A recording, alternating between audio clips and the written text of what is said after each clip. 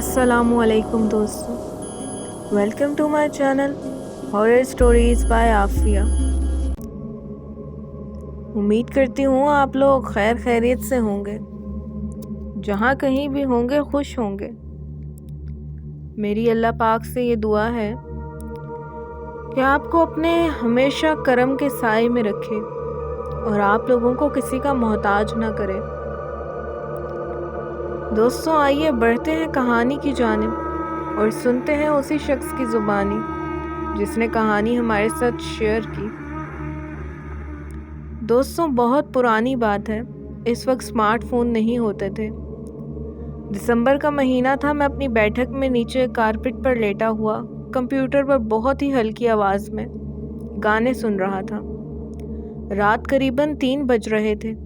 अचानक मेरी दोस्त का मैसेज आया और हम दोनों आपस में मैसेजेस पास करने लगे। इस दौरान मैंने कंप्यूटर का मॉनिटर ऑफ कर दिया और घर की तमाम लाइट्स बंद कर दी थी, जिसकी वजह से हर तरफ अंधेरा ही था। सिर्फ मोबाइल की स्क्रीन की रोशनी ही मेरे चेहरे पर पड़ रही थी। अभी मैं मैसेजेस टाइप ही कर रहा था कि अचानक इतने में बैठक का बाहरी दरवाज़ा, जो कि जाली का था, इस पर धमक सी हुई। मैं लेटे हुए ही दरवाजे की तरफ देखना शुरू कर दिया तो दरवाजे के बाहर कोई खड़ा हुआ दिखाई दिया, जो कि बिल्कुल ही काले लिबास में था, लेकिन दरमियान में जाली और धुंध की वजह से वो साफ दिखाई नहीं दे रहा था। मैंने पूछा कौन है, लेकिन इसने मेरी बात का कोई जवाब नहीं दिया। तो अभी मैं इसको गौर से देखने की कोशिश कर ही रहा था कि वो एक साइड की तरफ चला गया। ये देखकर मुझे थोड़ा अजीब लगा, क्योंकि अक्सर मेरे दोस्त भी रात फिरते फिराते हुए मेरी बैठक में आ जाते थे और कंप्यूटर पर मूवी वगैरह लगाकर देख लेते थे, लेकिन वो कभी भी रात 1 बजे के बाद मेरे पास नहीं आते थे। इस वजह से मुझे बहुत हैरानी हो रही थी। मैं लेटे हुए ही सोच रहा था कि आखिरकार ये कौन था कि इतने में फिर से वो मेरे दरवाजे के पास आकर खड़ा हो गया। इसे दोबारा देखते ही मैं जल्दी से उठा तो वो फिर से साइड पर चला गया। ये देखकर मैंने जल्दी से दरवाज़ा खोला, बाहर जाकर इसको देखने की कोशिश की, लेकिन इस दौरान गली पूरी तरह से सुनसान थी और दूर दूर तक सिर्फ धुंध ही धुंध नज़र आ रही थी। मैं अपना सर खुजाते हुए इधर उधर देखकर इसे तलाश करने की कोशिश कर रहा था कि अचानक मुझे 6-7 कुत्ते तेज़ी से ग्राउंड की तरफ जाते हुए दिखाई दिए, जो कि हमारे घर से दूसरे कोने से शुरू होता था। ये देखते हुए मैं जल्दी से इन कुत्तों की तरफ बढ़ा तो ग्राउंड में जाते ही मैंने देखा कि 3 कुत्ते ग्राउंड के बाहर हिस्से पर रुके हुए हैं। अजीब सी आवाज़ें निकालते हुए किसी तरफ देख रहे थे, जैसे वो किसी चीज़ से डर रहे हों, लेकिन वो वहाँ से आगे नहीं बढ़ रहे थे। ये देखकर मैंने इन कुत्तों को पुचकारने की कोशिश की, लेकिन वो तीनों ने मेरी तरफ देखा भी नहीं और इसी तरफ ही देखते रहे। ये सब बहुत अजीब था। अभी मैं इन कुत्तों की तरफ देख ही रहा था कि ग्राउंड के अंदर से बाकी कुत्तों की अजीब सी आवाज़ें आने लगी, जैसे कि वो किसी चीज़ से लड़ रहे हों और कोई इन्हें मार रहा हो। इतने में अचानक ग्राउंड से किसी के तेज़ी से भागते हुए कदमों की आवाज़ सुनाई दी, जिसे सुनते ही वो तीनों कुत्ते फौरन वहाँ से भौंकते हुए दौड़कर दूसरी गली की तरफ चले गए। अभी मैं इनकी तरफ देख ही रहा था कि मुझे ऐसा लगा जैसे ग्राउंड से कोई भागता हुआ मेरी तरफ आ रहा है। इसी वक्त मैंने ग्राउंड की तरफ देखा तो अचानक धुंध में से मुझे कोई बड़ी सी काली रंग की दरख्त जैसी चीज़ अपनी तरफ आती हुई दिखाई दी, जिसे देखते ही मेरे रोंगटे खड़े हो गए और मैं फ़ौरन वहाँ से भागकर वापस बैठक में आ गया और दरवाज़ा बंद करके दरवाजे की तरफ देखने लगा। इस दौरान भारी भरकम कदमों से भागने की आवाज़ हमारे घर की तरफ आती हुई सुनाई दी, जैसे कोई बड़ा सा जानवर भागता हुआ हमारे घर की तरफ आ रहा हो। मैं कांपता हुआ जाली के दरवाजे से बाहर देख रहा था कि इतने में वो आवाज़ हमारे घर के दरवाजे के सामने से होती हुई किसी गली की तरफ चली गई।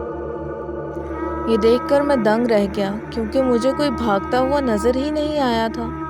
मैं ये सोच रहा था कि ऐसी कौन सी चीज़ थी जो कि मेरे सामने से गुजर गई اور نظر بھی نہیں آئی۔ یہ سوچتے ہوئے میرے پسینے چھوٹنے لگے اور میں بری طرح کانپنے لگا۔ اتنے میں ایک بھیانک سی چیخ سنائی دی اور اچانک میری بیٹھک کا جالی والا دروازہ خود ہی کھل گیا۔ یہ دیکھتے ہی میں فوراً بیٹھک سے نکل کر اپنے کمرے کی طرف بھاگا۔ اس دوران مجھے محسوس ہو رہا تھا کہ کوئی میرے پیچھے آ رہا ہے۔ میں جلدی سے اپنے کمرے میں پہنچا اور بستر پر لیٹ کر خود کو کمبل میں چھپا لیا۔ اس دوران میں بری طرح ڈرا ہوا تھا کیونکہ مجھے سمجھ ہی نہیں آ رہا تھا یہ سب کیا ہو رہا ہے۔ اس وقت طرح طرح کے خیالات میرے دماغ میں آ رہے تھے کہ اتنے میں اچانک مجھے کمرے کا دروازہ کھلنے کی آواز سنائی دی اور ساتھ ہی ہلکی ہلکی گھرراہٹ بھی سنائی دینے لگی، جسے سنتے ہی میں نے خود کو کمبل میں ایسے سمیٹ لیا کہ جیسے اگر میں کمبل سے باہر جاؤں گا تو مارا جاؤں گا۔ اس دوران میری سانسیں بھی کانپتی ہوئی چل رہی تھیں۔ میرا پورا جسم پسینے سے بھیگ چکا تھا کیونکہ اس وقت کوئی میرے بیڈ کے پاس آ کر عجیب طریقے سے سانس لے رہا تھا۔ پھر آہستہ آہستہ سے کسی نے میرے پیروں والی سائڈ سے کمبل کو چھیڑا تو میری جان ہی نکلنی شروع ہو گئی۔ میں نے خود کو اس طرح سمیٹ لیا کہ میرا چہرہ میں نے اپنے گھٹنوں میں چھپا لیا۔ اتنے میں میرے سر والی سائڈ سے کسی نے کمبل کو چھیڑنے کی کوشش کی تو میں نے چیخنا چاہا لیکن میری آواز نہیں نکل رہی تھی۔ تو مجھے پکا یقین ہو گیا تھا کہ آج میں نہیں بچنے والا، یہ جو بھی چیز ہے یہ مجھے نہیں چھوڑے گی۔ اس دوران گھرراہٹ کی آواز بالکل صاف سنائی دے رہی تھی۔ اتنے میں بیڈ کے نیچے کوئی ہلچل ہونے لگی، ایسا لگ رہا تھا کہ کوئی بیڈ کے نیچے چھپا ہوا ہے۔ یہ سوچتے ہوئے میں نے منہ میں کلمہ پڑھنا شروع کر دیا۔ اس دوران کبھی کمرے میں کسی چیز کے گرنے کی آواز آتی تو کبھی کوئی بھاگتا ہوا کمرے سے باہر جاتا اور پھر سے بھاگ کر میرے بیڈ کے پاس آ کر گھرانے لگتا۔ ایسا کافی دیر تک چلتا رہا لیکن میں کلمہ پڑھتا رہا۔ اتنے میں اچانک اذان کی آواز سنائی دی۔ اسی وقت کسی چیز کے خوفناک طریقے سے چیخنے کی آواز آئی۔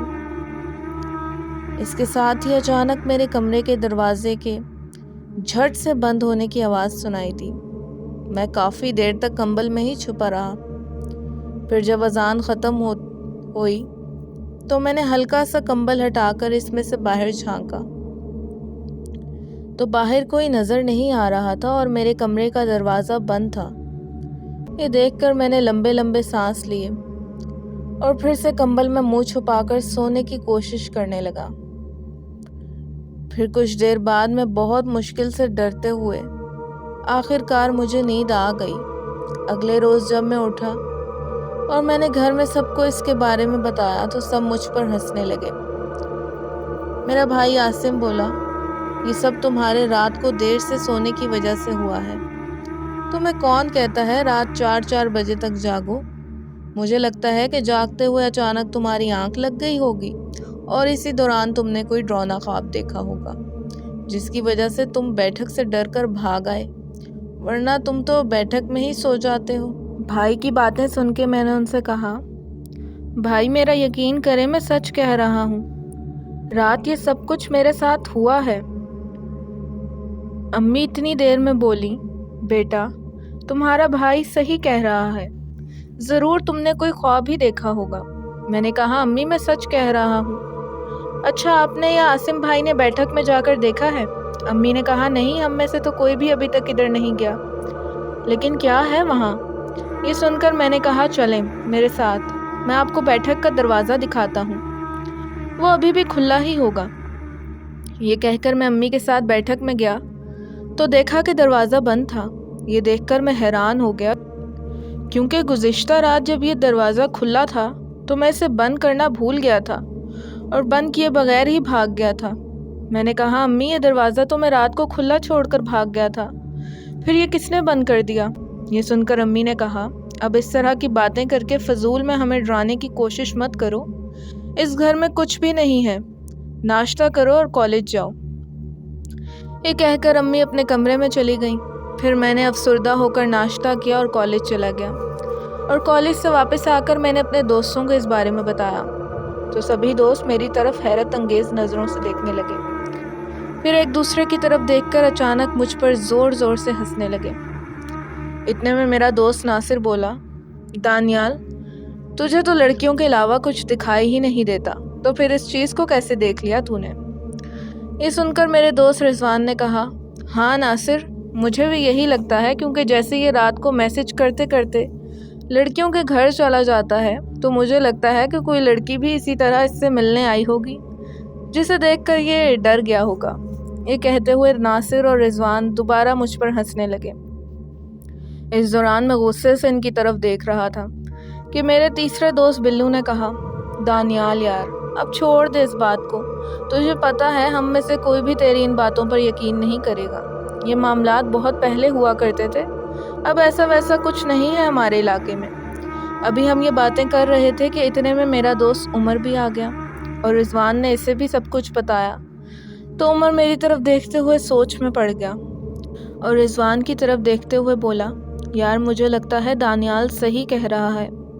یہ سنتے ہی ہم سب حیرانی سے عمر کی طرف دیکھنے لگے۔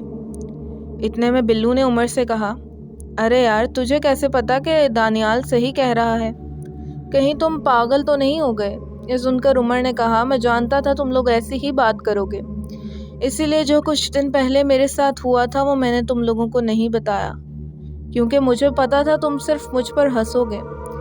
لیکن آج دانیال کی بات سن کر مجھے یقین ہو گیا ہے، اس گراؤنڈ میں کچھ تو گڑبڑ ہے، کیونکہ پچھلے ہفتے کو میں اور میرا کزن حارث رات تقریباً 2-2:30 بجے اس گراؤنڈ کے سامنے سے گزر رہے تھے، تو حارث نے مجھے رکنے کا کہا، کیونکہ اس کے گھر جانے سے پہلے اپنا سگریٹ ختم کرنا تھا، اس لیے ہم وہاں رک گئے۔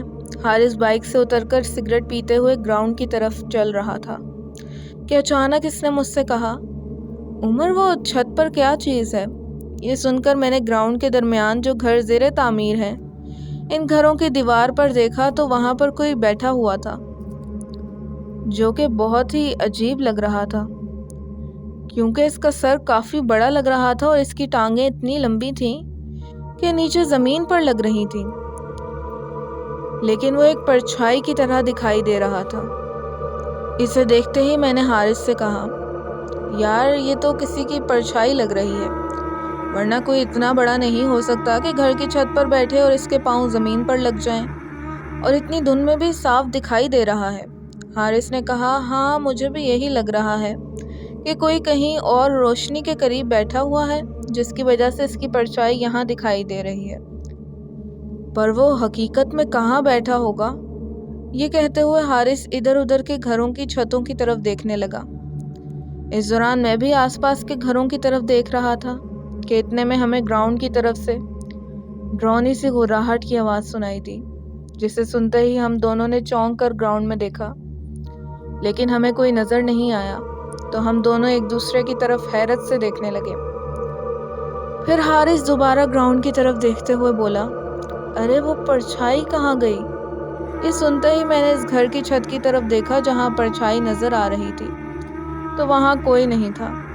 میں نے حارث سے کہا، یار لگتا ہے وہ غائب ہو گئی۔ ابھی میں یہ بات کر ہی رہا تھا کہ اچانک ہمیں دوبارہ گراؤنڈ کی طرف سے گھرراہٹ کی آواز کے ساتھ ساتھ بھاری بھرکم قدموں کی آواز سنائی بھی دی، جسے سنتے ہی ہم دونوں غور سے گراؤنڈ کی طرف دیکھنے لگے، لیکن دھند کی وجہ سے ہم زیادہ دور نہیں دیکھ پا رہے تھے، پر آہستہ آہستہ وہ آواز اور زیادہ اونچی اور صاف سنائی دینے لگی، لیکن ہمیں ابھی بھی کچھ دکھائی نہیں دے رہا تھا۔ ایسا لگ رہا تھا کہ جیسے کوئی چلتا ہوا ہمارے بہت قریب آ رہا ہے۔ اتنے میں حارث نے سگریٹ پھینکی اور جلدی سے بولا، عمر بائک چلا، یہ کوئی اور ہی چیز لگ رہی ہے۔ یہ کہتے ہوئے وہ جلدی سے بائک پر بیٹھ گیا۔ پھر میں نے جلدی سے بائک چلائی اور ہم گھر کی طرف چل دیے، لیکن اس وقت حارث اور میں پوری طرح سے ڈرے ہوئے تھے، کیونکہ کوئی ہمارے بالکل پاس آ گیا تھا، لیکن وہ ہمیں دکھائی نہیں دے رہا تھا۔ وہ سب ہمارے لیے بہت عجیب تھا، اور اسی رات مجھے بہت تیز بخار چڑھ گیا تھا۔ یہ سنتے ہی ہم سب دوست عمر کی طرف حیرت سے دیکھنے لگے۔ اتنے میں بلو نے کہا، اچھا اگر واقعی میں اس گراؤنڈ میں کچھ ایسا ویسا ہے تو کیوں نہ ہم آج رات اس گراؤنڈ میں جا کر دیکھ لیں۔ یہ کہتے ہوئے بلو نے ہم سب کی طرف دیکھا تو ہم سب نے ایک دوسرے کی شکل دیکھتے ہوئے ہاں میں سر ہلا دیا۔ اس کے بعد ہم سب گھومنے چلے گئے۔ پھر کچھ دیر گھومنے پھرنے کے بعد سب واپس محلے میں آئے اور ہم سب نے رات کو گراؤنڈ میں جانے کا ٹائم سیٹ کیا اور اپنے اپنے گھروں کو چل دیے اور اپنے کاموں میں مصروف ہو گئے۔ پھر جب رات کے 2 بجے تو اتنے میں بلو کا میسج آیا اور اس نے مجھے گھر سے باہر نکلنے کا بولا۔ میں گھر سے باہر آیا اور میں نے آس پاس گلیوں کا جائزہ لیا تو ہر طرف دھند ہی دھند دکھائی دے رہی تھی۔ اتنے میں دھند میں سے اچانک بلو کی آواز آئی۔ وہ میرا نام لیتے ہوئے میری طرف آ رہا تھا۔ ابھی میں اس طرف دیکھ ہی رہا تھا کہ دھند میں سے بلو کے ساتھ میرے باقی دوست بھی میرے گھر کی طرف آتے ہوئے دکھائی دیے۔ میں نے دور سے ہی ان کو آواز دیتے ہوئے کہا، ارے جلدی آ جاؤ یار، کہاں رہ گئے تھے؟ اتنے میں بلو نے کہا، یار دانیال، یہ رضوان کی وجہ سے دیر ہو گئی، یہ تو آنا ہی نہیں چاہ رہا تھا، لیکن میں نے پھر اس سے زبردستی ادھر لے آیا ہوں۔ یہ سن کر میں نے بلو سے کہا، کیوں، کیا ہوا؟ بلو نے ہنستے ہوئے کہا، خود ہی پوچھ لو اس سے۔ یہ سن کر میں نے رضوان سے کہا، کیا ہوا، خیر تو ہے؟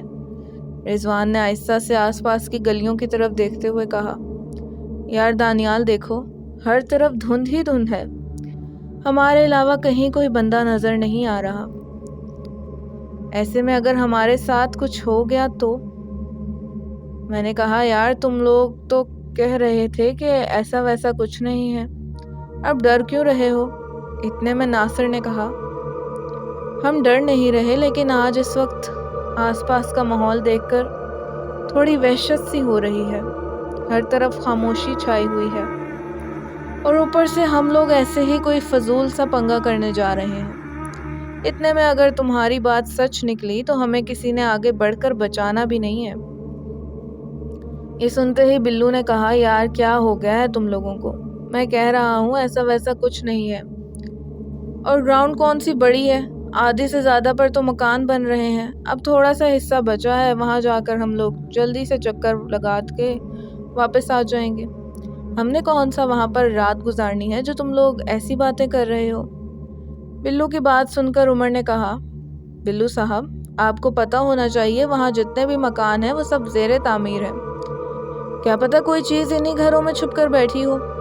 یہ سن کر بلو نے کہا، ارے یار پتہ نہیں کیا ہو گیا تم لوگوں کو، اب یہاں ٹائم ضائع کرنے سے بہتر ہے کہ ایک بار ہم وہاں جا کر دیکھ لیں تاکہ تم سب لوگوں کی غلط فہمی دور ہو جائے۔ تو دانیال کیا کہتے ہو تم؟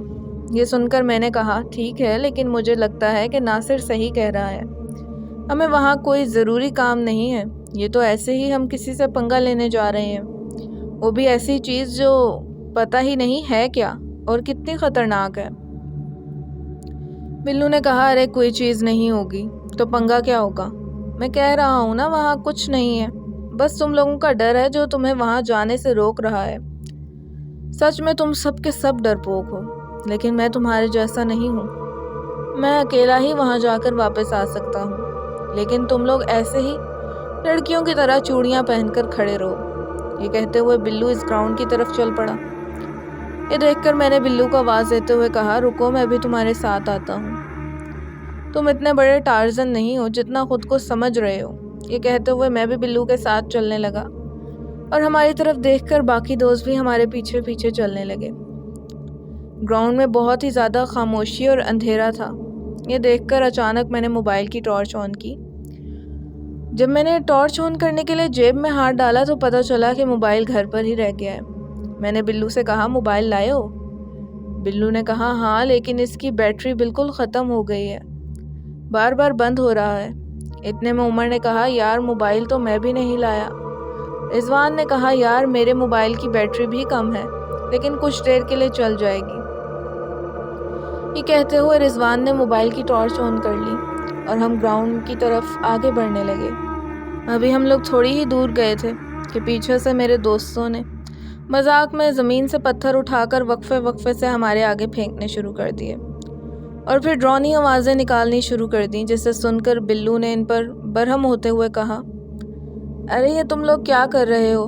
पहले तो तुम लोग आ नहीं रहे थे और अब आ गए हो तो तुम फजूल ड्रामे करने लग गए हो। चुपचाप नहीं चल सकते क्या? ये सुनकर नासिर ने कहा, अरे यार हम लोग तो ऐसे ही शुगल कर रहे हैं, लेकिन लगता है हमारे शुगल से तुम और दानियाल डर रहे हो। ये कहने के बाद तीनों दोस्त बिल्लू और मुझ पर हंसने लगे। इतने में बिल्लू ने गुस्सैले अंदाज में कहा, यार देखो, अगर तुम लोगों ने ऐसा ही करना है तो बेशक तुम लोग यहाँ से वापस चले जाओ, वरना मुझसे बुरा कोई नहीं होगा। इतने में उमर ने कहा, यार बिल्लू तुम्हें मसला क्या है, तुम चलते रहो, इनको लगा रहने दो। ये सुनकर मैंने उमर से कहा, यार उमर तुम भी इनके साथ मिलकर मस्ती कर रहे हो, इनको छोड़ो और हमारे साथ आगे आकर चलो। तो उमर हमारे साथ आगे आकर चलने लगा। अभी हम कुछ दूर ही गए थे कि इतने में फिर से एक बड़ा सा पत्थर हमारे पास आकर गिरा, जो कि बिल्कुल ही बिल्लू के पास गुजर कर गिरा था। ये देखकर बिल्लू गुस्से से आग बगोला हो गया और इसने मुझसे कहा, दानियाल ये देख लो, अभी ये पत्थर मुझे लग जाना था, इनको अपनी ज़ुबान में समझा दो वरना मैं इन्हें छोड़ूंगा नहीं।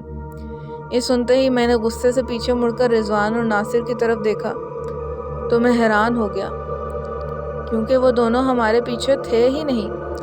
मैंने फ़ौरन इधर उधर देखा लेकिन वो दोनों मुझे कहीं नज़र नहीं आए। इतने में बिल्लू और उमर ने भी पीछे देखा तो उमर ने कहा, अरे ये दोनों कहाँ चले गए?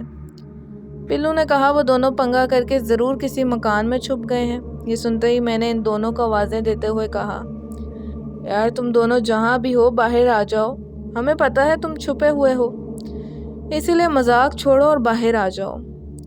ऐसा मैंने 2-3 बार बोला लेकिन इनमें से किसी ने जवाब नहीं दिया। इतने में उमर ने कहा, चलो यार हम जल्दी से आगे होकर आते हैं, छुपा रहने दो इन लोगों को। ये कहते हुए उमर बिल्लू के साथ आगे बढ़ने लगा और मैं भी बार बार पीछे देखते हुए इनके साथ चलने लगा।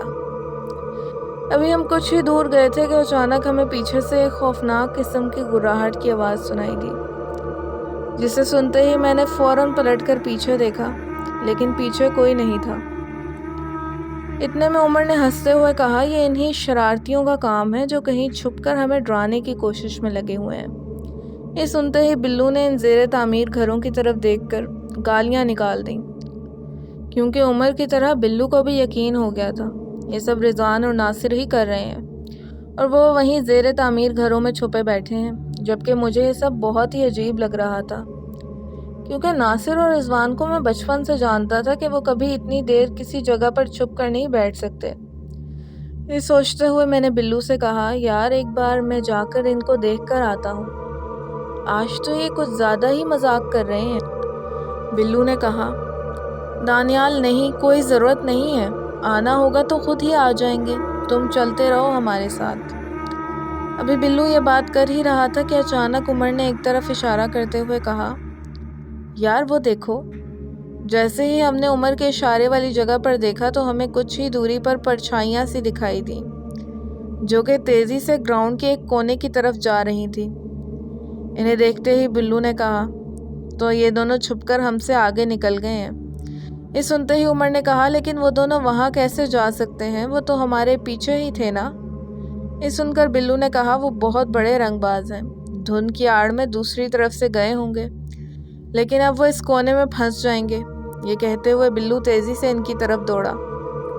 ये देखकर मैंने उमर से कहा, अगर वो दोनों इस कोने की तरफ जा रहे हैं तो फिर हमारे पीछे से वो आवाज़ किस चीज़ की आई थी?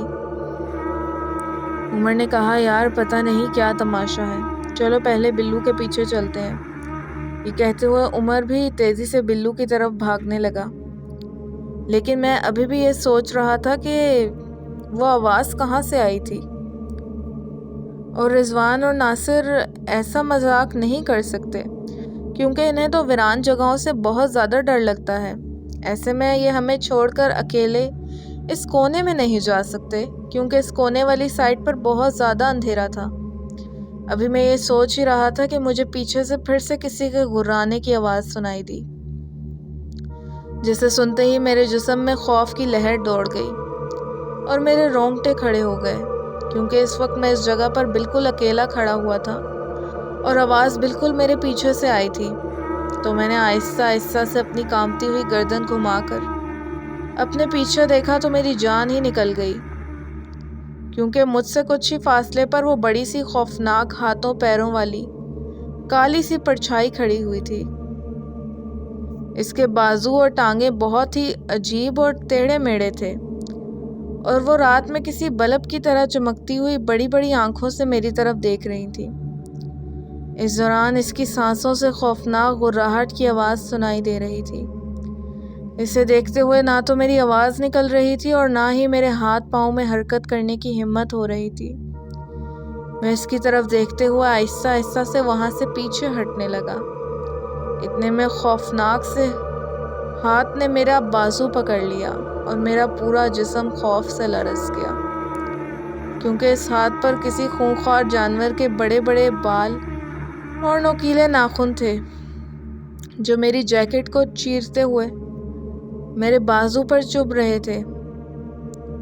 مجھے سمجھ نہیں آ رہا تھا کہ میرا ہاتھ کس نے پکڑا ہوا ہے، کیونکہ میری ہمت ہی نہیں ہو رہی تھی کہ میں اس کی شکل بھی دیکھ سکوں، جبکہ کالی پرچھائی تو میرے سامنے کھڑی تھی، لیکن سائیڈ سے میرا ہاتھ کسی نے پکڑ رکھا تھا۔ یہ مجھے معلوم نہیں تھا۔ اتنے میں اچانک میں نے جلدی سے کلمہ پڑھنا شروع کر دیا اور جلدی سے اپنے بازو کو جھٹکا مارتے ہوئے اپنا بازو اس چیز سے چھڑا کر وہاں سے اندھا دھند گراؤنڈ کے کونے کی طرف بھاگ نکلا۔ اس دوران میں نے ایک بار بھی پیچھے مڑ کر نہیں دیکھا، لیکن اچانک میں بھاگتے ہوئے کسی سے ٹکرا کر گرا اور چلانے لگا۔ اسی وقت مجھے بلو کے چیخنے کی آواز بھی سنائی دی، جسے سنتے ہی میں نے ساتھ میں گرے ہوئے شخص کی طرف دیکھا تو وہ کوئی اور نہیں بلکہ بلو تھا، جو کہ مجھ سے ٹکرا کر گر گیا تھا۔ یہ دیکھتے ہوئے ابھی میں اٹھ ہی رہا تھا کہ اتنے میں عمر بھی کہیں سے بھاگتا ہوا آیا اور مجھ سے الجھ کر گر پڑا۔ میں نے چیختے ہوئے کہا، اندھے ہو گئے ہو کیا؟ میری آواز سنتے ہی عمر نے میری طرف دیکھتے ہوئے کہا، جلدی یہاں سے نکلو، وہ ہمارے پیچھے آ رہی ہے۔ یہ کہتے ہوئے عمر جلدی سے اٹھا۔ پھر میں نے بلو کو پکڑ کر اٹھایا تو وہ بس اسی کونے کی طرف اشارہ کرتے ہوئے آنکھیں پھاڑے میری طرف دیکھ رہا تھا، لیکن اس کے منہ سے الفاظ نہیں نکل رہے تھے۔ بلو صرف وہ ہی کہہ رہا تھا۔ میں نے بلو کو جھنجھوڑتے ہوئے کہا، کیا ہے وہاں؟ اتنے میں عمر نے بھی کانپتے ہوئے ہاتھ سے اس کونے کی طرف اشارہ کرتے ہوئے کہا، وہ وہاں بہت ہی ڈرونی سی خوفناک عورتیں ہیں جو جانوروں کی طرح ہاتھوں پیروں سے چل رہی تھیں۔ جیسے ہی ہم نے ان کی طرف دیکھا تو وہ ہمارے پیچھے پڑ گئی تھیں، اسی لیے ہم یہاں سے بھاگ کر گراؤنڈ سے باہر جا رہے تھے۔ اب جلدی چلو یہاں سے، وہ آ جائیں گی۔ یہ سنتے ہی میں نے کہا، یار ہم باہر نہیں جا سکتے، وہاں راستے میں بھی کوئی خوفناک سی چیز ہے، اسی سے ڈر کر میں تو یہاں تمہاری طرف آ رہا تھا۔ اتنے میں بلو نے کہا، یار مجھے بہت ڈر لگ رہا ہے، مجھے یہاں سے باہر نکالو، پلیز کچھ کرو نا۔ یہ کہتے ہوئے بلو بچوں کی طرح رو رہا تھا۔ وہ اپنے کانپتے ہوئے ہاتھوں سے کبھی میرا ہاتھ اور کبھی عمر کا ہاتھ پکڑ رہا تھا۔ اتنے میں عمر نے کہا، یار ہم کیا کریں، ہم تو خود ڈر رہے ہیں۔ ایک تو ہم سب کو کچھ پڑھنا بھی نہیں آتا، نہ آیت الکرسی پڑھنی آتی ہے، نہ کوئی سورت پڑھنی آتی ہے۔ قرآن مجید کی تعلیم حاصل کی ہوتی تو آج یہ سب نہ دیکھنا پڑتا۔ اب پتہ نہیں ہم یہاں سے باہر کیسے جائیں گے۔ مجھے تم لوگوں کے ساتھ یہاں آنا ہی نہیں چاہیے تھا۔ ابھی عمر یہ بات کر ہی رہا تھا کہ ہمیں بھاگتے ہوئے قدموں کے ساتھ گھرراہٹ کی آواز سنائی دی، جسے سنتے ہی ہم دھند میں ادھر ادھر دیکھنے لگے۔ اس دوران ہم تینوں بری طرح ڈر رہے تھے، پتہ نہیں کون کہاں سے بھاگ کر ہماری طرف آنے والا ہے۔ اس دوران میں نے کہا، یار آیت الکرسی نہیں آتی، لیکن سب کلمہ پڑھتے رہو اور آہستہ آہستہ سے باہر کی طرف چلتے رہو، یہاں رہ کر بھی ہم کسی مصیبت میں پڑ جائیں گے، اس سے اچھا ہے ہم یہاں سے نکلنے کی کوشش کریں۔ یہ سن کر عمر نے کہا، ٹھیک ہے ہم سب کلمہ پڑھتے ہوئے چلتے ہیں، اب جو بھی ہوگا دیکھا جائے گا۔ اس کے بعد ہم تینوں ڈرتے ہوئے کلمہ پڑھتے پڑھتے باہر کی طرف جانے لگے۔ دھند اور اندھیرے کی وجہ سے ہمیں باہر کی روڈ کا فاصلہ معلوم ہی نہیں ہو رہا تھا، بس ایسا لگ رہا تھا کہ جیسے کوئی چیز دھند سے نکل کر ہمارے سامنے آنے والی ہے، کیونکہ ہمارے ساتھ ساتھ گھرراہٹ کی آوازیں وقفے وقفے سے آ رہی تھیں۔ اتنے میں بلو نے چیخ ماری، تو میں اور عمر نے فوراً چونک کر بلو کی طرف دیکھا تو بلو پیچھے مڑ کر دیکھ رہا تھا۔ میں نے کہا کیا ہوا؟ بلو نے کہا ابھی کسی چیز کو میں نے بالکل اپنے ساتھ چلتے ہوئے دیکھا تھا۔ یہ کہتے ہوئے بلو جلدی سے ہمارے آگے آگے چلنے لگا۔ بلو کی یہ بات سن کر میں اور زیادہ ڈرنے لگا۔ اتنے میں عمر بھی بلو کے ساتھ آگے چلنے لگا۔ اس دوران میں ان دونوں کے پیچھے چل رہا تھا، لیکن مجھے بار بار محسوس ہو رہا تھا کہ جیسے کوئی بالکل میرے پیچھے پیچھے چل رہا ہے۔ میں کلمہ پڑھتے ہوئے بار بار پیچھے دیکھ رہا تھا۔ اتنے میں ایک خوفناک سی چیخ کی آواز سنائی دی، جسے سنتے ہی عمر اور بلو نے فوراً باہر کی طرف دوڑ لگا دی۔ انہیں ایسا کرتے دیکھ میں نے بھی ان کے پیچھے بھاگنا شروع کر دیا، اور جیسے ہی ہم باہری گلی سے کچھ ہی قدم کے فاصلے پر تھے تو اچانک میری نظر رضوان اور ناصر پر پڑی، جو کہ ایک سائڈ پر گرے ہوئے تھے۔ انہیں دیکھتے ہی میں نے عمر کو آواز دیتے ہوئے کہا یار وہ دیکھو۔ یہ سن کر جیسے ہی عمر نے میرے اشارے کی طرف دیکھا تو وہ فوراً رک گیا، لیکن بلو وہاں سے بھاگتا ہوا باہر گلی کی طرف نکل گیا۔ اس دوران میں اور عمر جلدی سے رضوان اور ناصر کے پاس پہنچے اور انہیں مشکل سے گھسیٹتے ہوئے باہر گلی تک لے آئے۔ اتنے میں مجھے بھاگتے ہوئے قدموں کی آواز سنائی دی، جو کہ ہمارے گھر والی سائڈ سے آ رہی تھی۔ میں نے فوراً اس طرف دیکھا تو میرا بڑا بھائی عاصم اور بلو بھاگتے ہوئے ہماری طرف آ رہے تھے۔ انہیں دیکھتے ہی دل کو بہت سکون ملا۔ عاصم بھائی نے آتے ہی کہا کیا ہوا، تم سب لوگ ٹھیک تو ہو؟ اور ان دونوں کو کیا ہوا ہے؟ یہ کہتے ہوئے عاصم بھائی رضوان اور ناصر کی ناک کے سامنے اپنی انگلی رکھ کر ان کی سانس چیک کرنے لگے، اور پھر ہماری طرف دیکھتے ہوئے بولے یہ دونوں بے ہوش ہیں، جلدی سے انہیں اٹھاؤ۔ یہ کہتے ہوئے عاصم بھائی نے ناصر کو اپنے کندھے پر اٹھا لیا، اور پھر ہم تینوں نے مل کر رضوان کو اٹھایا اور ہمارے گھر لے گئے اور انہیں بیٹھک میں لٹا دیا۔ اس دوران عاصم نے اچانک ان دونوں کی گردن پر لگے زخموں کی طرف دیکھتے ہوئے کہا یہ نشان کیسے ہیں؟ کیا تم لوگوں کی کسی سے لڑائی ہو گئی تھی؟ یہ کہتے ہوئے عاصم بھائی نے میری طرف دیکھا تو میں نے بنا بولے نہ میں سر ہلا دیا۔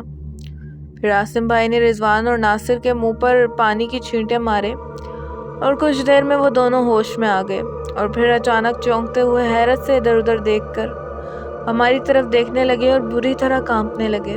اس دوران عاصم بھائی اپنے سر کو پکڑ کر ہم سب کی طرف حیرت انگیز نظروں سے دیکھ رہے تھے۔ اتنے میں رضوان نے جلدی سے عاصم بھائی کا ہاتھ پکڑتے ہوئے کہا بھائی ہمارے گھر چھوڑ آئے، ہمارے پیچھے ڈرونی سی چیزیں پڑ گئی ہیں، وہ گراؤنڈ سے باہر آ جائیں گی، پلیز عاصم بھائی ہمیں گھر جانا ہے۔ یہ سنتے ہی عاصم بھائی نے حیرت سے کہا ڈرونی چیزیں گراؤنڈ میں؟ یہ تم کیا کہہ رہے ہو؟ میں کچھ سمجھ نہیں پا رہا، مجھے ٹھیک سے بتاؤ تم لوگ کیا کہنا چاہ رہے ہو؟ یہ سن کر ناصر نے کہا جی عاصم بھائی وہ ساتھ والے گراؤنڈ جو کہ زیر تعمیر مکانات بھی ہیں جدھر، ان میں ڈرونی چیزیں چھپی ہوئی ہیں۔ ہم سب گراؤنڈ میں جا رہے تھے، یہ دانیال، بلو اور عمر آگے چل رہے تھے، جبکہ میں اور رضوان ان کے پیچھے پیچھے جا رہے تھے۔ اس دوران ہم آپس میں مذاق کر رہے تھے کہ اچانک ایک خالی مکان سے ڈرونی سی شکل والی عورت نکلی اور اس نے ہم دونوں کو گلے سے پکڑ لیا۔ اسی وقت ہم نے شور مچانا چاہا پر ہماری آوازیں ہی نہیں نکل رہی تھیں۔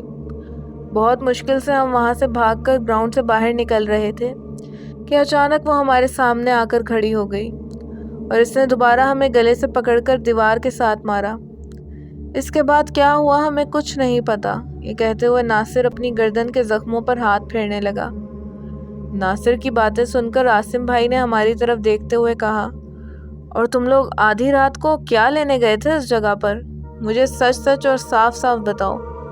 پھر ہم نے عاصم بھائی کو وہ سب کچھ بتایا جو کچھ بھی ہم نے دیکھا اور جو بھی گراؤنڈ میں ہمارے ساتھ ہوا، جسے سنتے ہی عاصم بھائی حیرت سے ہم سب کی طرف دیکھنے لگے اور بولے ارے بے وقوفوں، تم لوگوں کو کیا لگتا تھا کہ وہ چیزیں کوئی مذاق یا تماشا ہے جو تم لوگ آدھی رات ادھر دیکھنے کے لیے نکل پڑے؟ جبکہ ایسی چیزوں کے سامنے عالم صاحب جیسے لوگ بھی پوری تیاری سے جاتے ہیں، لیکن تم میں سے تو کوئی بھی ٹھیک نماز بھی نہیں پڑھ سکتا اور تم ان چیزوں کو دیکھنے نکل پڑے۔ اگر میں ابھی تم میں سے کسی ایک کو بھی آیت الکرسی پڑھنے کا بولوں تو تم سب بھی نکمے نکلو گے، جبکہ ایسی چیزوں سے بچنے کے لیے آیت الکرسی بڑی مفید ثابت ہوتی ہے۔ شکر مناؤ کہ کلمہ پڑھتے ہوئے تم وہاں سے نکل آئے، ورنہ بہت مشکل ہو جاتی۔ اسی لیے کہتے ہیں دنیا کے ساتھ ساتھ دینی تعلیم بھی بہت ضروری ہے، لیکن تم لوگ کالج کے بعد سارا دن آوارہ گردی کرتے ہو، کبھی ایک بار بھی قرآن پاک کھول کر نہیں دیکھتے، اور ایسے میں نکل پڑتے ہو شیطانی چیزوں سے پنگا لینے کے لیے۔ اور دانیال، تم نے اپنے دوستوں کو روکا کیوں نہیں؟ اللہ نہ کرے اگر کچھ الٹا سیدھا ہو جاتا تو۔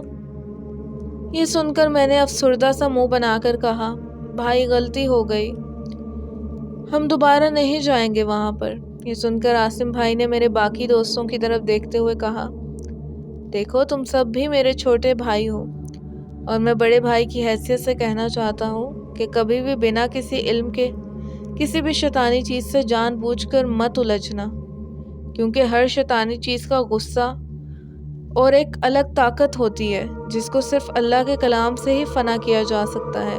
اسی لیے جب تک تم اللہ کا کلام نہیں سیکھو گے تب تک ایسی کئی شیطانی چیزیں تم پر حاوی ہو سکتی ہیں، کیونکہ جتنی یہ دنیا ہماری ہے اتنی ہی ان چیزوں کی بھی ہے۔ اسی وجہ سے وہ کسی بھی جگہ پر آتی جاتی رہتی ہیں، لیکن جہاں 5 وقت کی نماز اور قرآن پاک کی تلاوت ہو وہاں یہ چیزیں کبھی نہیں حاوی ہو سکتی، پھر چاہے وہ جتنی ہی طاقتور کیوں نہ ہو۔ اسی لیے آج سے تم سب لوگ نماز اور قرآن پاک کی تعلیم شروع کرو۔